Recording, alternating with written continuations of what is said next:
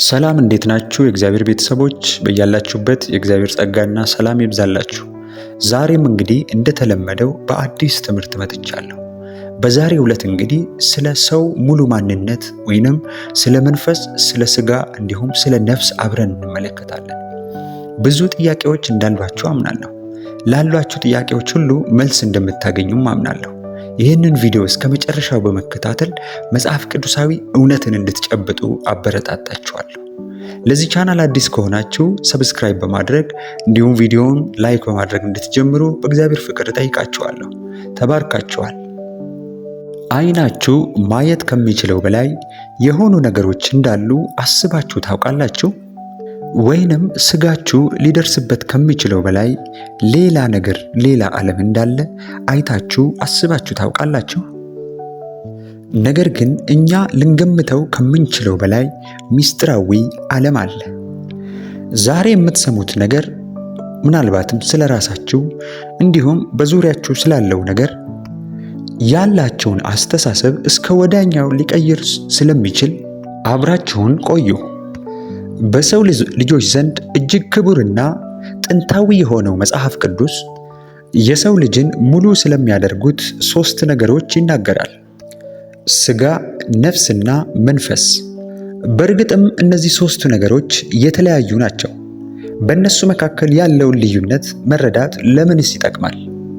ብዙ ሰዎች ሥጋ፣ ነፍስና መንፈስ በሦስት የተለያዩ መንገዶች የተገለጹ ተመሳሳይ ነገሮች አድርገው ቢወስዷቸውም ነገር ግን መጽሐፍ ቅዱስ የሚያስተምረንን በጥልቀት ከተመለከትናቸው በእነዚህ ሦስት ነገሮች መካከል መሰረታዊ ልዩነቶች መኖሩን መረዳት እንችላለን።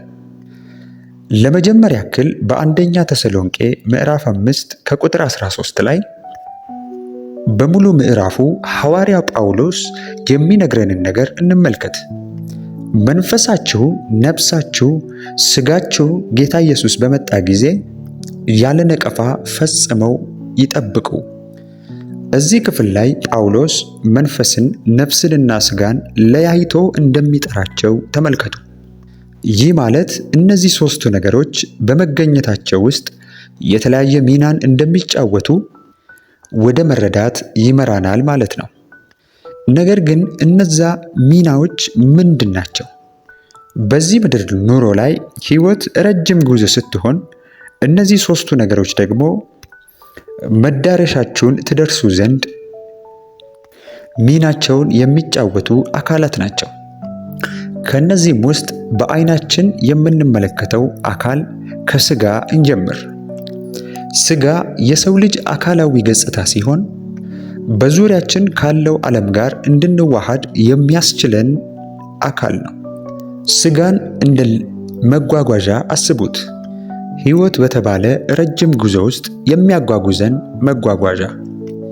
መጽሐፍ ቅዱስ ሥጋ ጊዜያዊ እንደሆነና ከሞትን በኋላ ወደ መጣበት አፈር እንደሚመለስ ያስተምረናል። በዘፍጥረት ምዕራፍ 3 ከቁጥር 19 እግዚአብሔር ለአዳም እንዲህ ብሎ ይናገራል። ወደ መጣህበት ምድር እስክትመለስ ድረስ በፊትህ ወዝ እንጀራንም ትበላለህ፣ አፈር ነህና ወደ አፈርም ትመለሳለህና። ይህ ክፍል ሥጋችን በዚህ ምድር ላይ በምንኖርበት ጊዜ የቱንም ያክል አስፈላጊና የከበረ ቢሆንም እንኳን በመጨረሻም ወደ መጣበት መመለሱ እንደማይቀር ያስተምረናል። አገልግሎቱም የሚያበቃበት ቀን ይመጣል። በዚህ ምክንያት የሕይወታችን እጅግ አስፈላጊ ሊባል ባይችልም ዋጋ የለውም ግን ማለት አይቻልም። በተጨማሪም በሕይወት ሳለን የምንሰራው፣ ሌሎችን የምንንከባከበውና እግዚአብሔር የሰጠንን ተልዕኮ የምንፈጽመው በሥጋችን በመሆኑ እጅጉን አስፈላጊ ነው። ነገር ግን ይህ ሥጋችን መጓጓዣ ከሆነ የዚህ ጉዞ እውነተኛ አሽከርካሪ ማን ነው? ወይንም የትኛው አካል ነው? አሁን ወደ ሁለተኛው የሰውነት ክፍል እንገባለን። መንፈስ። መንፈስ ሕይወት የሚሰጠን የመለኮት ነጸብራቅ ነው። ያለ እርሱ ሥጋ ተራ ጥቅም የለሽ ማሽን ነው። ዘፍጥረት 2:7 እንዲህ ይላል፣ እግዚአብሔር አምላክም ሰውን ከምድር አፈር አበጀው፣ በአፍንጫውም የሕይወት እስትንፋስን እፍ አለበት። ሰውም ሕያው ነፍስ ያለው ሆነ። እዚህ ጋር የሰው ልጅ ሕይወትን ሀ ብሎ የጀመረው ከእግዚአብሔር እስትንፋስ በኋላ እንደሆነ አስተውሉ።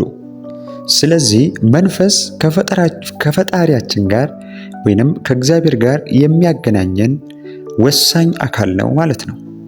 ያለ እርሱ ሕይወት የሚባል ነገር የለም። መጽሐፍ ቅዱስ በመክብብ 12:7 ላይ ከሞትን በኋላ መንፈስ ወደ እግዚአብሔር እንደሚመለስ ይነግረናል። አፈርም ወደ ነበረበት ሳይመለስ ነፍስም ወደ ሰጠው ወደ እግዚአብሔር ሳይመለስ ፈጣሪህን አስብ። ይህ ወደ ፈጣሪ የመመለስ ጉዳይ ወደ ትክክለኛው ተፈጥሯችንና ወደ ዓላማችን እንድናተኩር ስለሚያደርገን በሰው ልጅ ሕይወት ውስጥ ካሉ ጥልቅ ምስጢራት ውስጥ አንዱ ነው። ሥጋ መጓጓዣ ከሆነ መንፈስም መኖርን እንድንቀጥል የሚያደርገን ከሆነ በዚህ ጉዳይ ውስጥ የነፍስ ሚና ምንድን ነው?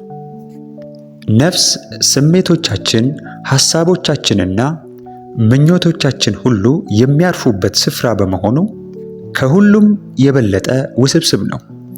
እንደ ሰው የእውነት ሊገልጸን የሚችል ነገር ቢኖር ነፍሳችን ነው።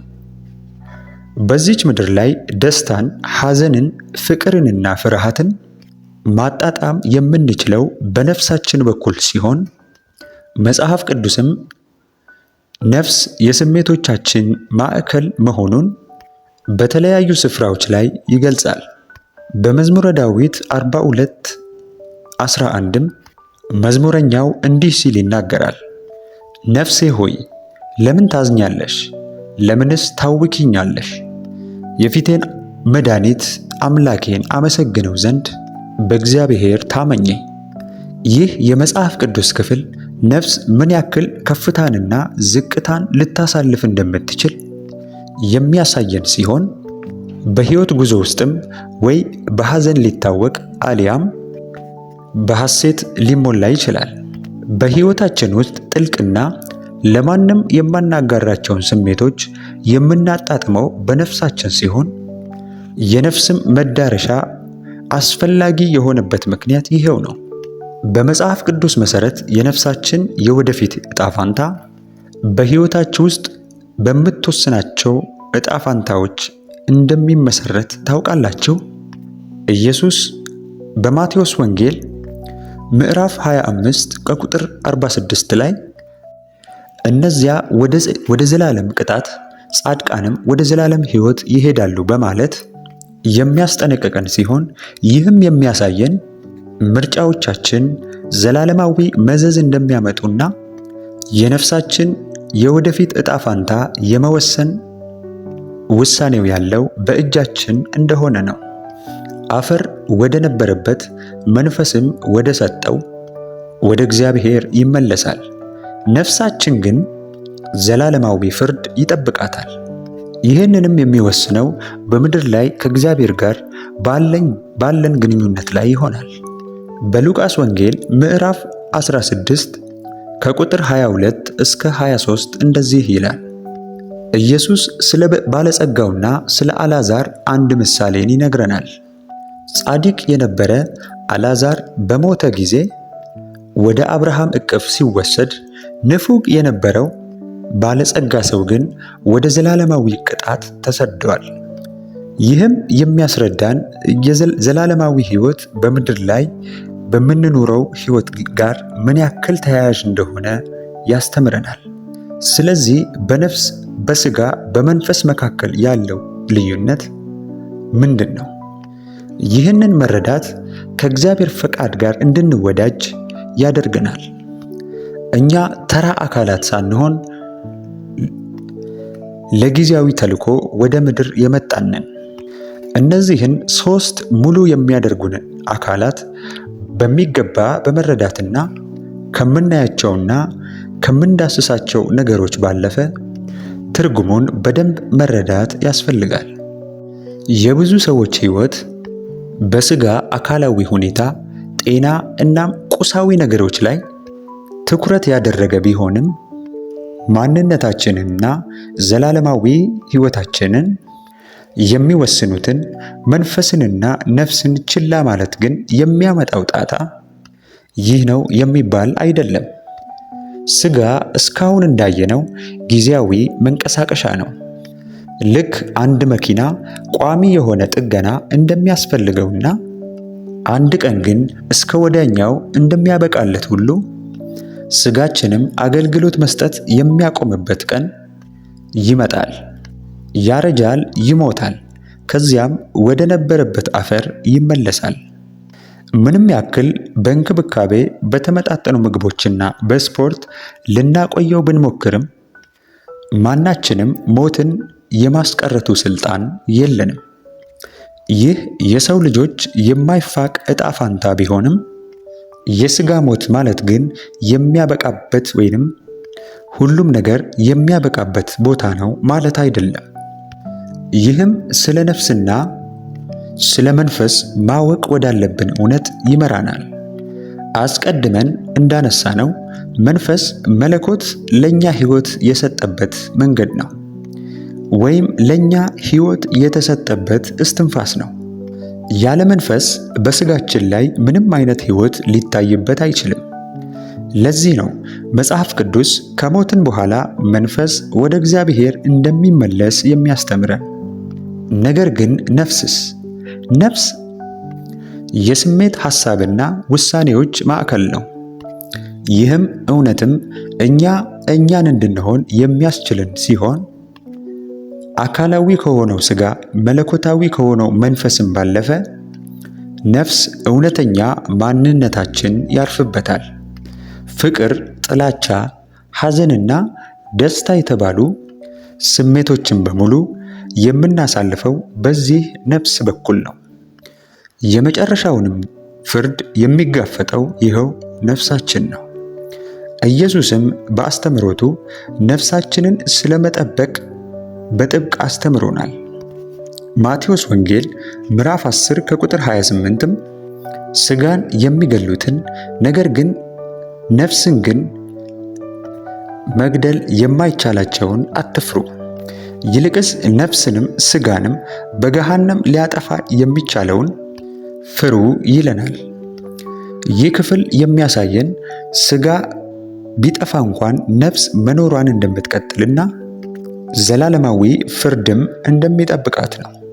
ዋነኛው ጉዳይ እንዴት ነፍሳችንን ወደ ዘላለማዊ ሕይወት እናደርሳታለን የሚለው ነው። የዚህም ምላሽ የሚሆነው በምድር ላይ የምንወስነው ውሳኔዎች ነው። እግዚአብሔር ነፃ ፍቃድን ሰጥቶናል። ይህም የምንፈልገውን ውሳኔ የመወሰን ስልጣን ነው። በዚህም በተለይም በአዲስ ኪዳን እግዚአብሔር አብ ባዘጋጀው በደህንነት መንገድ ይህም ጌታችን መድኃኒታችንና ኢየሱስ ክርስቶስን በማመን የሚገኘውን የዘላለም ሕይወት ማግኘት ነው። ወይም ይህንን ችላ ብለን የሥጋችንን ምኞት መከተል ነው። ሐዋርያው ጳውሎስ ለገላትያ ሰዎች በጻፈው ደብዳቤ እንዴት ልንኖር እንደሚገባ ግልጽ የሆነ መመሪያን ጽፎልናል። ገላትያ 6:8 በገዛ ሥጋው የሚዘራ ከሥጋ መበስበስን ያጭዳልና በመንፈስ ግን የሚዘራ ከመንፈስ የዘላለም ሕይወትን ያጭዳል ይለናል። ይህም መልእክት ሕይወታችን በአሁኑና በዚህች ዓለም ላይ የተገደበ እንዳልሆነና የተፈጠርንበት ታላቅ ዘላለማዊ አጀንዳ እንዳለ ያሳየናል። ይህም ዓላማ ሊፈጸም የሚችለው በመንፈስ በሥጋ በነፍስ መካከል ያለውን ልዩነት ስንረዳና ሦስቱንም አመጣጥነናቸው መኖር ስንጀምር ነው። ነገር ግን በሚያሳዝን ሁኔታ በዚች ምድር ላይ ስንኖር የበለጠ ትኩረት የምንሰጠው ለሥጋችን ብቻ ነው። ብዙ ጊዜ ለሥጋችን የምንሰጠው እንክብካቤና ትኩረት መንፈሳችንና ነፍሳችንም ይሻሉ። ይህም የሥጋ ትኩረት ያለምንም ዓላማ እንድንሄድ ሙሉ በሙሉ ከእግዚአብሔር ያርቀናል። ሥጋችሁን መንከባከብ አስፈላጊ ነው። ነገር ግን ቅድሚያ ልንሰጠው የሚገባ ነገር ሊሆን አይገባም። ሊሆን የሚገባው ሥጋችን መንፈሳችንና ነፍሳችንን በተገቢው በመጽሐፍ ቅዱስ መሠረት መንከባከብ ነው። ይህም ማለት ለስጋችን ጤናማ ምግብን እንደምንመገበው ሁሉ መንፈሳችንን በጤናማ ወይንም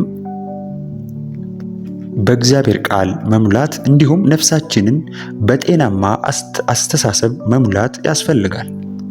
ጥንካሬና ምሪትን ሊሰጠን የሚችለው ዋናው ነገር መጽሐፍ ቅዱሳችን ነው። ውድ አድማጮቻችን እስከዚህ ድረስ ከተከታተላችሁን ቪዲዮውን ወዳችሁታል ማለት ነው። ስለዚህ ላይክ በማድረግና ለቻናሉ አዲስ ከሆናችሁ ሰብስክራይብ በማድረግ የደውል ምልክቷን እንድትጫኑ አበረታታችኋለሁ። የእግዚአብሔር ጸጋና ሰላም ይብዛላችሁ። ተባርካችኋል።